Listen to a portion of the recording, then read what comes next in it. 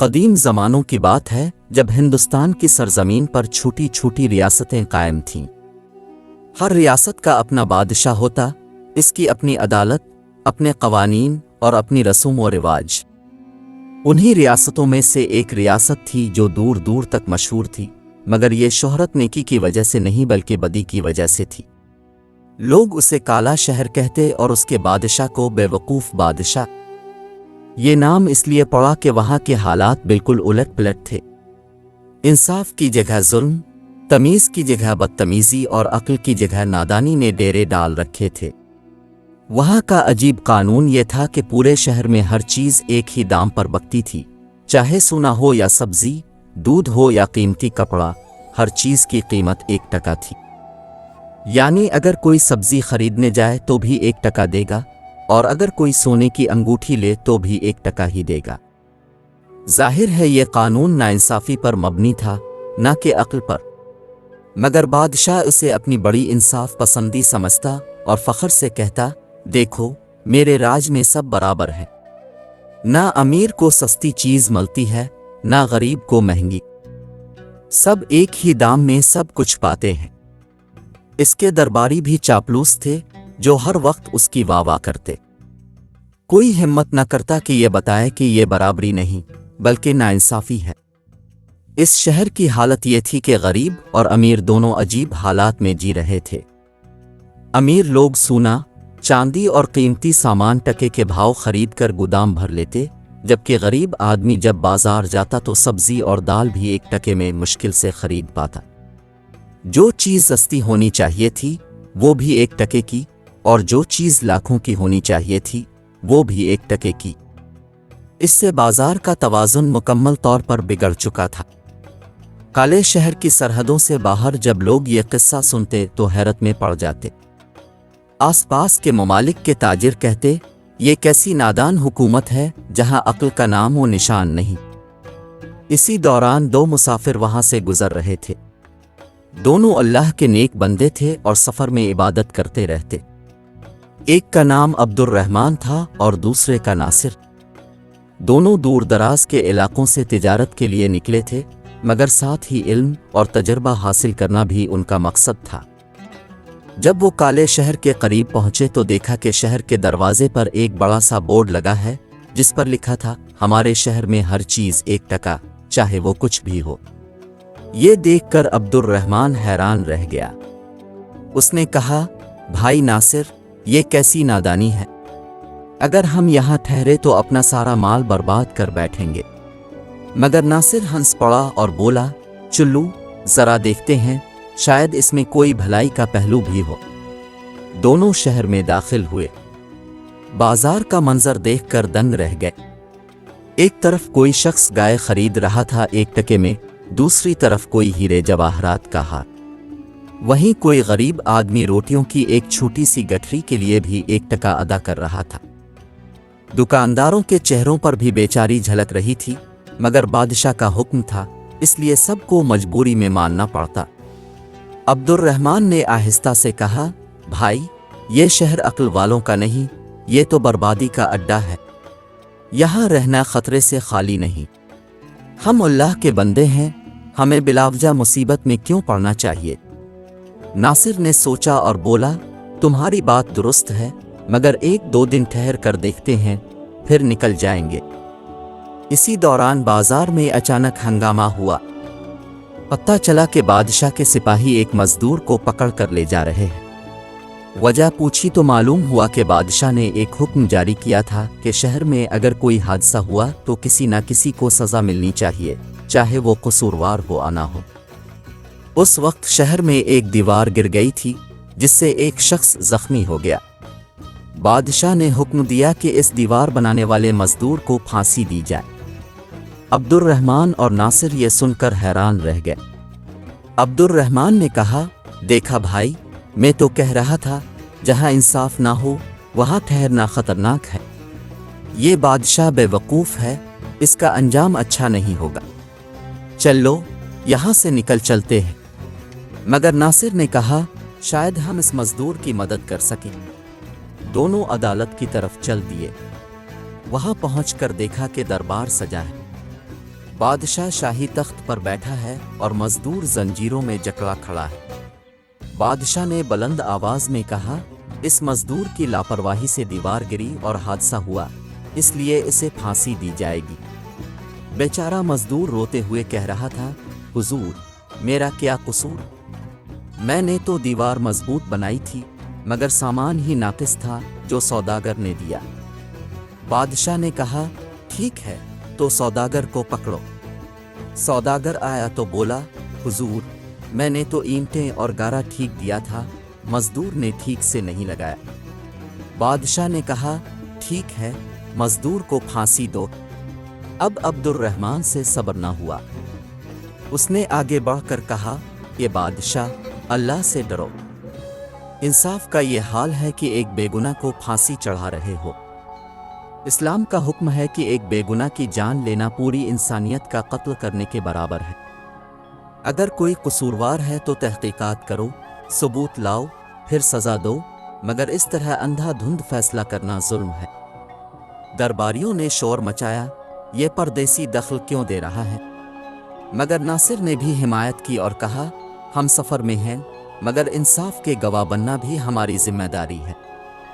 अल्लाह कुरान में फरमाता है कि गवाही को न छुपाओ, जो उसे छुपाता है इसका दिल गुनहगार है। बादशाह ने पहले तो गुस्से से दोनों को घूरा, फिर बोला, ठीक है, आज उन्हें छोड़ देता हूँ, मगर याद रखो, मेरे राज में मेरा हुक्म ही कानून है, जो चाहूँ कर सकता हूँ। अब्दुर्रहमान ने नासिर से सरगोशी की, भाई, ये जगह हमारे लिए नहीं, ये काला शहर है और उसका बादशाह बेवकूफ। निकल चली, वरना किसी दिन हम पर भी मुसीबत आ पड़ेगी। नासिर ने सर हिलाया। उन्होंने तय किया कि सुबह होते ही इस शहर को छोड़ देंगे। सुबह हुई, सूरज की पहली किरणों ने काले शहर की दीवारों को छुआ तो अब्दुर्रहमान और नासिर फजर की नमाज अदा करके सफर की तैयारी करने लगे। अब्दुर्रहमान बार बार कह रहा था, भाई नासिर, मैंने कसम खाई है कि इस नगरी में एक दिन भी ज्यादा नहीं रहूंगा। कल जो कुछ हमने देखा वो तो बस इब्तिदा थी, आगे न जाने क्या होगा। नासिर ने भी हामी भरी, हाँ, ऐसी जगह रहना गोया खुद मुसीबत को बुलाना है। दोनों ने अपना सामान समेटा और शहर के दरवाजे की तरफ बढ़ने लगे, मगर रास्ते में उन्होंने देखा कि एक अजीब सी भीड़ जमा है। लोग शोर मचा रहे थे और सिपाही एक बेगुनाह को रस्सियों में बांध कर ले जा रहे थे। अब्दुर्रहमान ने रोक कर पूछा, क्या हुआ? इसे क्यों ले जा रहे हो? लोगों ने बताया कि आज सुबह शहर में एक हादसा हुआ। बादशाह का एक पसंदीदा घोड़ा अचानक कुएं में गिरकर मर गया। बादशाह ने हुक्म दिया कि इसके लिए किसी को जिम्मेदार ठहराया जाए।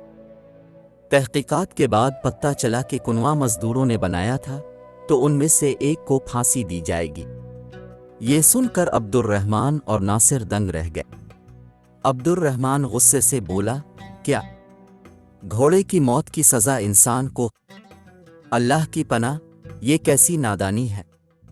दोनों फौरन दरबार की तरफ दौड़े। वहां पहुंचकर देखा कि वही बेवकूफ बादशाह शान से तख्त पर बैठा है और मजदूर जंजीरों में जकड़ा कांप रहा है। दरबारियों के चेहरों पर हंसी थी, गोया मजाक हो रहा हो। बादशाह गरज कर बोला, इस मजदूर की वजह से कुएं में कमी रही, इसी वजह से मेरा प्यारा घोड़ा मरा, इसलिए इसे आज शाम तक फांसी दी जाएगी। नासिर ने आगे बढ़कर कहा, ये बादशाह, अल्लाह से डर, तो एक बेगुनाह की जान लेने जा रहा है। क्या तेरा घोड़ा इंसान से ज्यादा कीमती है? इस्लाम कहता है कि इंसान की जान सबसे मुकद्दस है। बादशाह ने आंखें तारे, खामोश रहूं परदेसी, मेरे राज में मेरे हुक्म के आगे कोई जबान नहीं खोल सकता। जो मैंने कह दिया वही होगा। अब्दुर्रहमान से अब सब्र न हुआ। उसने बुलंद आवाज में कहा, ए बेवकूफ बादशाह, अगर तो यही समझता है कि तेरा हुक्म सब पर भारी है तो सुन ले, अल्लाह का हुक्म सबसे बड़ा है। अगर तो जुल्म करेगा तो इसका अंजाम भी भुगतेगा। जुल्म की बुनियाद पर कोई सल्तनत टूट नहीं सकती। दरबारियों ने शोर मचाया, गद्दार, बादशाह की तौहीन कर रहे हैं।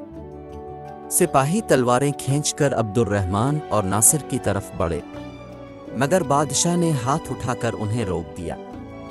बादशाह बोला, मुझे उन परदेसियों की बातें सुनने में मज़ा आता है। ये मेरी हुकूमत की बाराई कर रहे हैं, फिर भी इनमें हिम्मत है। ठीक है, इन दोनों को आज़ाद छोड़ दो, मगर याद रखो, अगर कल फिर किसी मामले में दखल दिया तो सीधा फांसी पर चढ़वाएगा। अब्दुर्रहमान ने नासिर से सरगोशी की, देखा, यही वजह है कि मैं कह रहा था कि यहाँ रहना खतरे से खाली नहीं। अब देर ना करो, निकल चली। दोनों दरबार से निकले और शहर के दरवाजे की तरफ चल पड़े, मगर रास्ते में एक बूढ़ा आदमी मिला जो बहुत गमगीन था। उसने कहा, बेटो, तुम यहाँ से जा रहे हो तो मुझे भी साथ ले चलो। ये शहर रहने के काबिल नहीं रहा। यहाँ रोज किसी न किसी बेगुनाह को मार दिया जाता है। बादशाह का दिमाग खराब हो चुका है, वो खुद को खुदा समझने लगा है। नासिर ने इससे पूछा, बाबा, इतना जुल्म हो रहा है तो लोग आवाज क्यों नहीं उठाते? बूढ़ा रोते हुए बोला, बेटा, यहाँ का हाल ये है कि जो बोलता है इसे फांसी पर चढ़ा दिया जाता है। लोग डर के मारे चुप हैं। हर कोई अपनी जान की फिक्र करता है। अब समझ आ रहा होगा कि इस शहर का नाम काला शहर क्यों पड़ा। अब्दुर्रहमान और नासिर ने उसकी बात सुनी तो दिल कांप उठा।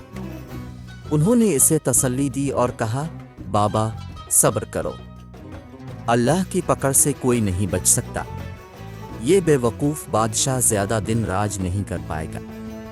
अल्लाह फरमाता है कि जालिमों को मोहलत दी जाती है, मगर जब अल्लाह की पकड़ आती है तो कोई बचाने वाला नहीं होता। इतना कहकर दोनों आगे बढ़ गए। शहर के दरवाजे के करीब पहुंचे ही थे कि उन्होंने देखा कि सिपाहियों का एक झुंड वहां पहरा दे रहा है।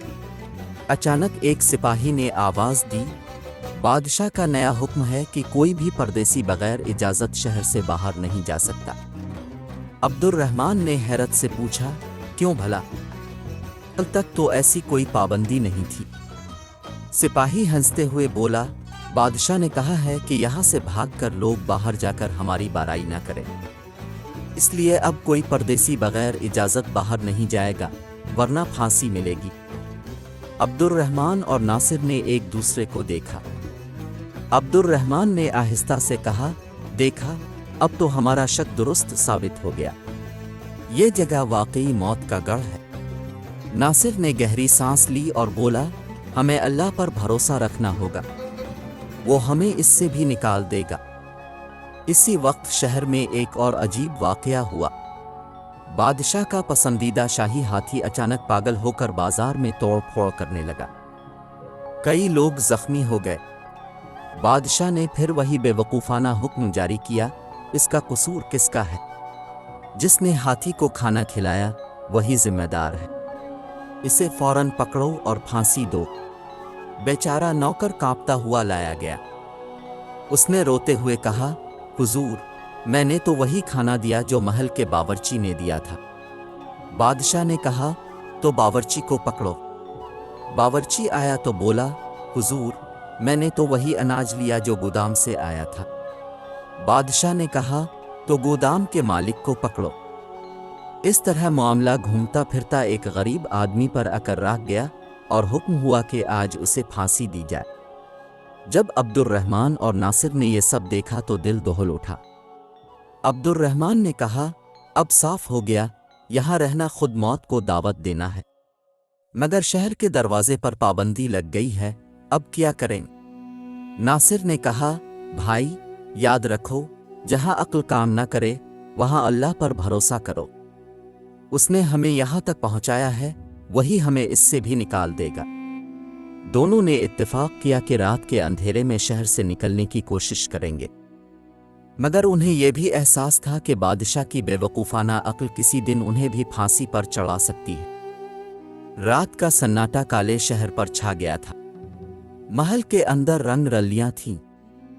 बादशाह अपने बेवकूफ़ाना फैसलों पर फख्र कर रहा था और दरबारी उसकी चापलूसी में मसरूफ थे। इधर शहर के गरीब लोग अपनी जान हथेली पर रख कर सोते थे। उन्हें नहीं मालूम था कि सुबह किस पर जुल्म की तलवार गिरेगी। عبد الرحمن اور ناصر ایک چھوٹے سے مکان میں پناہ لیے بیٹھے تھے۔ ان کی آنکھوں میں نیند نہیں تھی۔ عبد الرحمن بے چین ہو کر کہہ رہا تھا، ناصر، اب دیر نہیں کرنی چاہیے۔ اگر صبح ہوئی تو نہ جانے کسے پھانسی کا حکم ہو جائے اور شاید ہماری باری بھی آ جائے۔ ناصر نے کہا، ہاں بھائی، میں بھی یہی سوچ رہا ہوں۔ اللہ سے دعا کرو، وہی راستہ کھولے گا۔ انہوں نے تہجد کی نماز ادا کی اور اللہ سے دعا مانگی، اے اللہ، ہمیں اس ظالم بادشاہ اور اس کالے شہر سے نجات دے۔ ہمیں حفاظت کے ساتھ یہاں سے نکال اور ہمیں ایسی جگہ پہنچا جہاں انصاف ہو، تیرا ذکر ہو اور لوگ ایک دوسرے کا حق پہچانیں۔ دعا کے بعد ان کے دلوں میں سکون اتر آیا۔ انہوں نے طے کیا کہ آدھی رات کو جب پہرے دار تھک جائیں تب دروازے سے نکلنے کی کوشش کریں گے۔ مگر اسی وقت ایک عجیب واقعہ پیش آیا۔ شاہی محل میں بادشاہ نے اچانک اعلان کیا کہ کل صبح دربار میں انصاف کا سب سے بڑا فیصلہ سنایا جائے گا۔ دراصل اس کے درباریوں نے اس سے کہا، حضور، لوگ اب سے ڈرتے ہیں، مگر آپ کے فیصلے تاریخ میں درج ہونے چاہئیں۔ کوئی بڑا کام کیجیے، آپ کا نام ہمیشہ یاد رکھا جائے۔ بادشاہ کو یہ بات پسند آئی۔ اس نے سوچا اور بولا، ٹھیک ہے، کل میں اعلان کروں گا کہ جو بھی شاہی حکم کی مخالفت کرے گا اسے پھانسی دی جائے گی، اور سب سے پہلے ان پردیسی مسافروں کو پھانسی دی جائے گی جنہوں نے میری عدالت میں دخل دیا تھا۔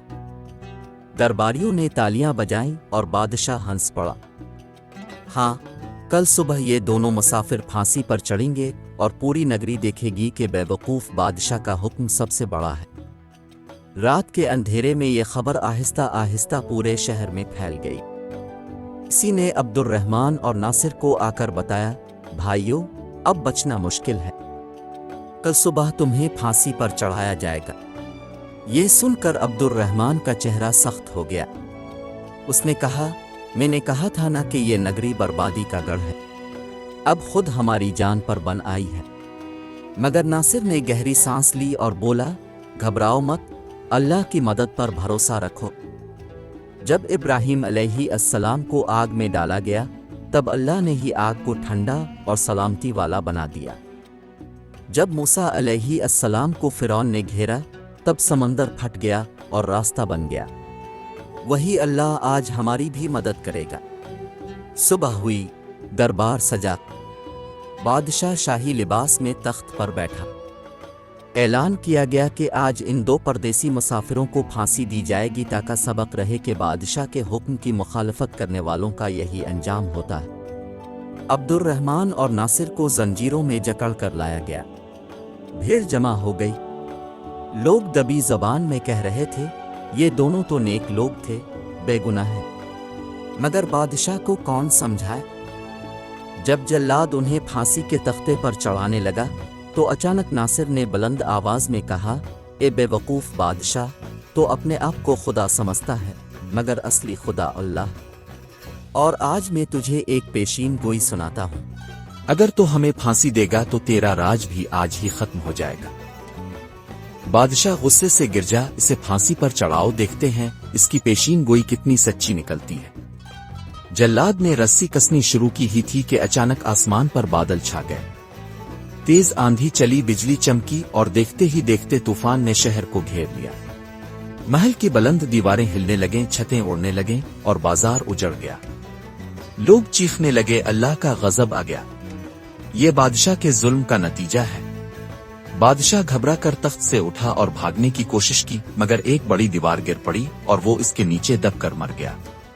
بھیڑ میں ہلچل مچ گئی۔ سب نے دیکھا کہ جس وقت بادشاہ نے بے گناہوں کو مارنے کا حکم دیا، اسی وقت اللہ کا غضب نازل ہوا اور اس کا تخت و تاج مٹی میں مل گیا۔ سپاہیوں نے بھاگ کر عبد الرحمن اور ناصر کو زنجیروں سے آزاد کیا۔ لوگ دوڑ کر ان کے پاؤں میں گر پڑے اور بولے، بھائیو، تم سچ کہتے تھے، یہ واقعی کالا شہر تھا اور یہ بے وقوف بادشاہ اللہ کے غضب کا شکار ہوا۔ عبد الرحمن نے آسمان کی طرف ہاتھ اٹھائے اور کہا، سبق لو اے لوگو، اللہ کے سوا کوئی طاقتور نہیں، جو ظلم کرتا ہے اس کا انجام یہی ہوتا ہے۔ ناصر نے بھی کہا، یاد رکھو، حق اور انصاف پر ٹکا راج ہی چلتا ہے، ظلم اور نادانی کی بنیاد پر بنی سلطنت مٹ جاتی ہے۔